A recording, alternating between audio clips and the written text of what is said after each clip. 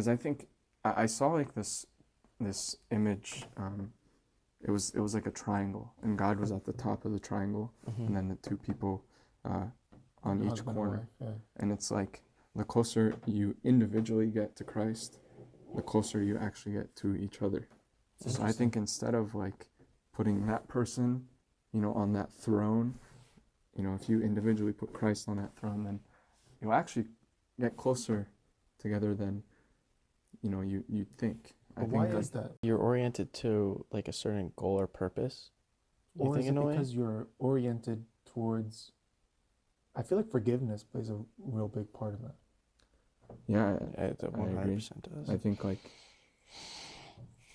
definitely the closer you get to Christ individually, like you see your own shortcomings and you're able to extend that grace to, that person. It's like when you're like hyper focused on somebody, you are very, very, what's the word?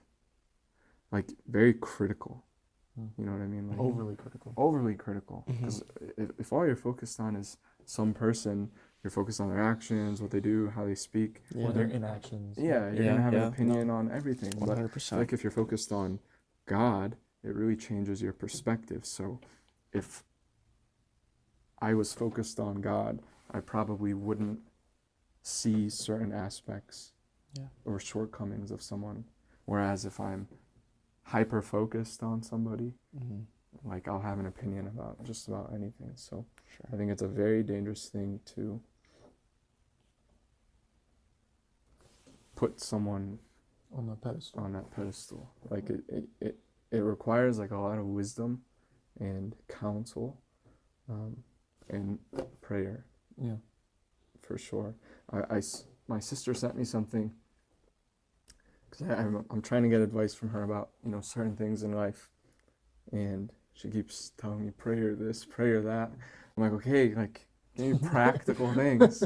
So she sent me this video by Anba Yusuf from the Southern Diocese talking about the same thing, saying like, I have a lot of people coming up to me seeking, counsel, and I tell them prayer. Like, okay, say it now, like whatever, give us more practical things. And he's like, if you don't think prayer is a practical thing, then like you are mistaken. You're wrong. You haven't seen the power of it. Yeah, for sure. So I think for sure prayer is a huge thing in relationships. But your individual like spiritual life for sure, it's got to be there. It's beautiful. Yeah, I want to ask you guys a question because you brought up prayer. How do you think there's a right way to pray, and how do you guys? Because I think that's in my faith. That's the number one thing I struggle with. Is I don't like sit down and pray.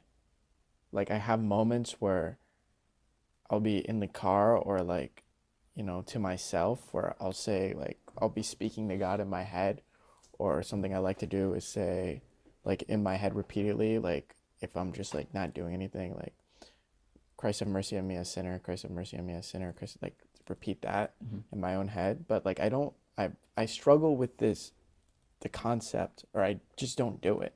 Maybe it's just out of pure laziness or whatever, where I'm not actually sitting and praying and speaking to God in that way. Do you think that's the right way to pray?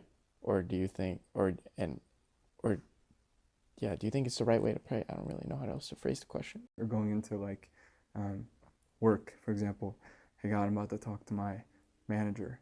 Please be with me. Help me to speak wisely. Or for me, I'll bring it back to basketball. Like I would get angry a lot at basketball. So I'd say, God, please, like, pierce my tongue and just go into basketball. Like it's pretty interesting what praying unceasingly means, and then what it does to you.